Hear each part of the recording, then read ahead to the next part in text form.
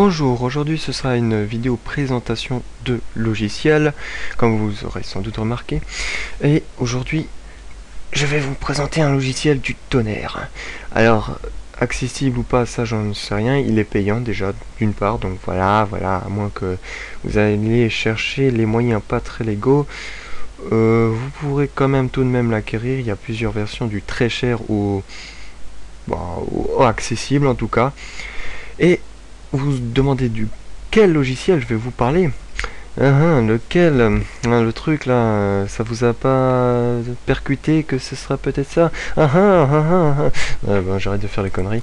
Non, tout simplement, le logiciel plutôt, dont je vais vous parler, que je vais vous présenter aujourd'hui, c'est le truc qui est en train de bouffer au moins un tiers au moins ou un quart de l'écran. Alors il bouffe un quart, mais ça ne dérange absolument pas. Alors je vais vous faire une petite démo de ce logiciel tout de suite. Et ensuite je vais vous en parler. Non, ouais, il m'énerve celui-là. Et ensuite je vais vous parler de lui plus en détail tout de suite. Attendez 2 secondes. Voilà, il me faut le bureau. J'attends. Ouvrir test. Voilà. Donc, vous aurez sans doute remarqué que j'ai réussi, grâce à la voix, à ouvrir comment est-ce qu'on appelle ça? Attendez, j'ai un gros trou là. J'ai réussi à ouvrir ce petit fichier qui se trouve sur le bureau grâce à ce logiciel. Alors c'est pas franchement l'option la plus intéressante de ce logiciel puisqu'il puisqu'il vous permet de prendre possession vocalement de votre ordinateur, c'est-à-dire plus besoin de clavier, plus besoin de souris, tout se fait vocalement. Enfin, tout. Il ne peut pas tout faire non plus, il faut pas exagérer, mais il peut vous ouvrir un programme. Par exemple, si je dis tout d'un coup ouvrir Firefox, j'espère qu'il va pas le faire. Je croise les doigts. Eh bien, il pourrait m'ouvrir justement Firefox tout simplement. Il ne le fera pas parce qu'on est dans un traitement de texte. Donc, à chaque fois qu'on est dans un programme spécifique, il agira d'une façon bien propre en fonction du programme dans lequel on est. Voilà. Donc, l'option la plus intéressante, c'est celle que je vous montre à l'instant même. Qui se déroule devant vos yeux ébahis, je n'en doute pas un instant, c'est le fait qu'il puisse retranscrire ce que l'on dit au micro. Il suffira de dire tout ce qu'on veut, blablabli, blablabla, d'une manière assez compréhensible, bien évidemment, puisque ce n'est pas des oreilles ici, c'est un micro couplé d'un ordinateur, donc ce n'est pas encore aussi parfait qu'une oreille humaine. Couplé à un encéphale. Donc ce n'est pas tout à fait parfait, il y a des petites erreurs, ne reconnaîtra pas certains mots très précis dans un domaine très précis, mais globalement il s'en sort très bien. Il peut être par exemple très utile pour mon cas lorsque j'ai besoin de recopier très rapidement beaucoup de texte. Vous prenez par exemple, j'ai fait un test pour mes cours, j'ai fait 5 pages en environ 1h30, oralement. Ce qui m'aurait pu me prendre environ une après-midi entière. En gros, vous doublez ou vous triplez le temps d'écriture si on le fait au clavier. Même si on écrit assez rapidement, hein. C'est juste qu'il faut compter là-dedans le fait qu'au bout d'un moment ça nous lasse, donc on fait autre chose à côté. Voilà, donc c'est une bonne chose puisque il vous permettra de réviser vos cours en même temps. Enfin bref, tout un tas d'avantages, et l'avantage le plus impressionnant et le plus utile, c'est le fait qu'on puisse retranscrire ce qu'on dit vocalement. Voilà, donc je vais arrêter parce que sinon il va me faire... Et si je quitte, par exemple, je réduis, il va se remettre en mode bureau. Voilà, vous voyez, il y a marqué WordPad. Voilà, il se met bureau. Si j'ouvre Firefox, vous allez voir. Voilà, donc il se met dans une configuration en fonction de l'endroit où on est. Impossible de changer le texte, on s'en fout. Voilà, donc c'était vraiment pour vous présenter ce petit logiciel. Alors, je sais que il est vendu à la Fnac. Ça va de 70 € à 700 €. Moi, j'ai la version premium parce que, voilà, pas très légal.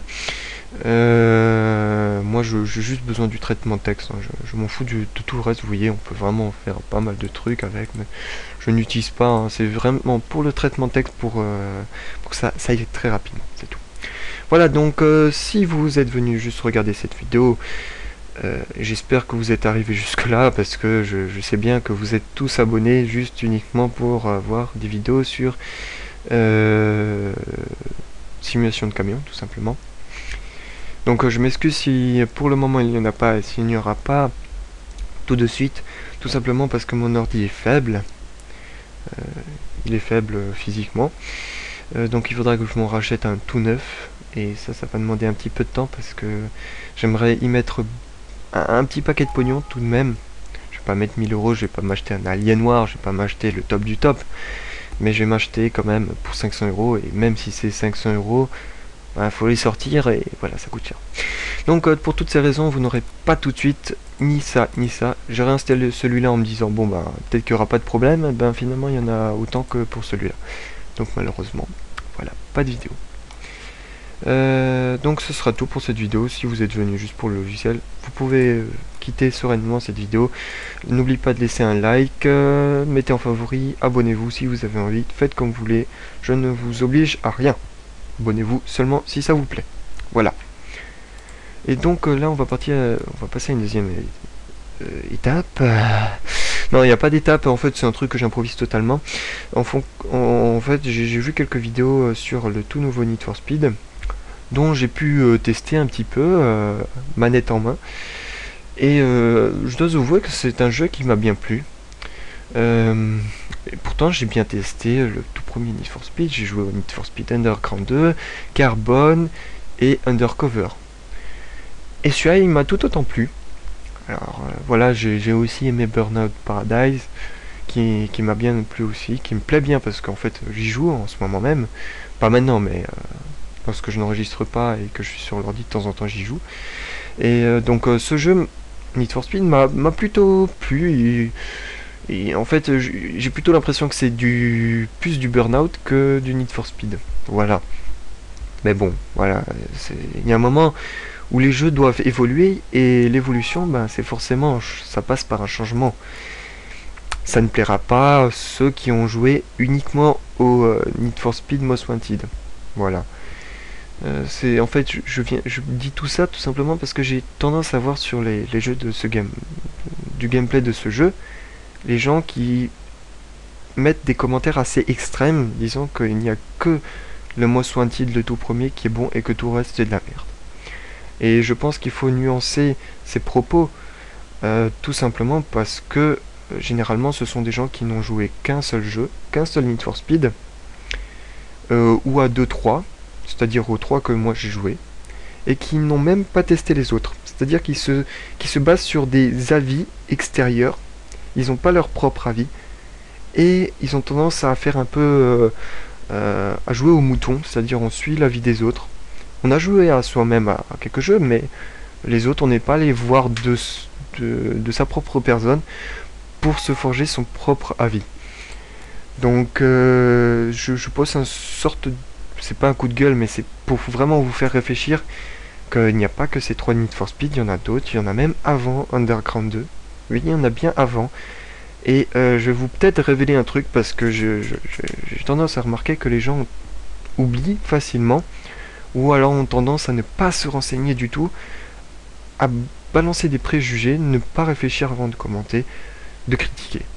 Et ça c'est très fréquent sur YouTube et sur Internet en général.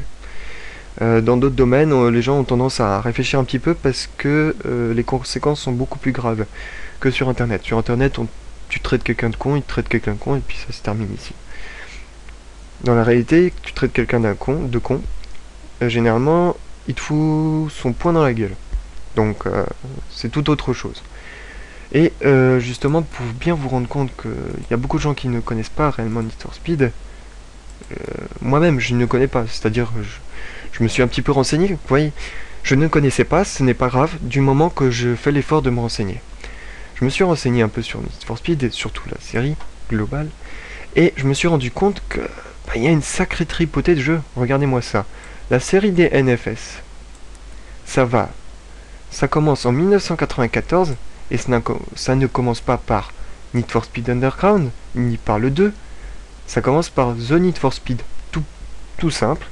Et la série a commencé à partir de là. Donc les Underground 2, ce ne sont ni le troisième, comme tout le monde dit, et ça ce n'est pas le deuxième, et ça ce n'est pas le premier, mais c'est bien le 1, 2, 3, 4, 5, 6, 7, 8, 9. Ça c'est le 9e jeu de la série, et ça c'est le 10e jeu. Donc voilà, il faut avoir une vue globale avant de critiquer, parce que sinon on dit... les gens s'imaginent qu'en ayant joué à ces 3 jeux, justement, ils imaginent qu'ils y ont joué à toute la licence, ce qui est totalement faux. Moi c'est pareil, par exemple je suis très fan de James Bond, j'ai vu tous les James Bond de Pierce Brosnan, et quelques-uns avant et quelques-uns un petit après, non. À l'époque non, mais avant, et j'avais estimé avoir tout vu, tous les James Bond. J'ai regardé la liste sur Wikipédia, je me suis rendu compte que en fait j'en connaissais peut-être que la moitié. J'avais vu que la moitié. Qu'en réalité, j'avais loupé toute une série de James Bond. Pareil. Et là, c'est pareil. Il faut se renseigner parce que sinon, on a tendance à dire de conneries et aller dans un extrémisme qui est pas justifié. J'ai testé, j'ai aimé. Voilà. C'est plus du Burnout, ça on est d'accord, que du Need for Speed. Mais ça reste tout de même un bon jeu qui a été plus ou moins travaillé. Parce que j'ai quand même retrouvé des petits bugs, mais ça va, ça reste des bugs amusants. Genre par exemple, je me suis retrouvé avec un moment, 2 voitures de circulation, et l'une était par-dessus l'autre. C'était clairement un bug parce que la première voiture qui se trouvait en dessous se faisait écraser contre le sol et avait les roues qui étaient dans le sol. Et on voyait clairement qu'elle se faisait écraser par celle qui se trouvait au-dessus. C'est assez drôle. Dommage que j'ai pas enregistré, enfin bref. C'est pas moi qui ai le jeu, c'est mon pote.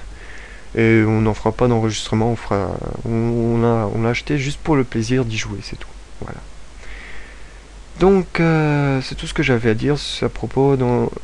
En conclusion, réfléchissez bien, informez-vous avant de dire n'importe quoi, lisez les descriptions, ça aussi c'est un truc qui m'énerve.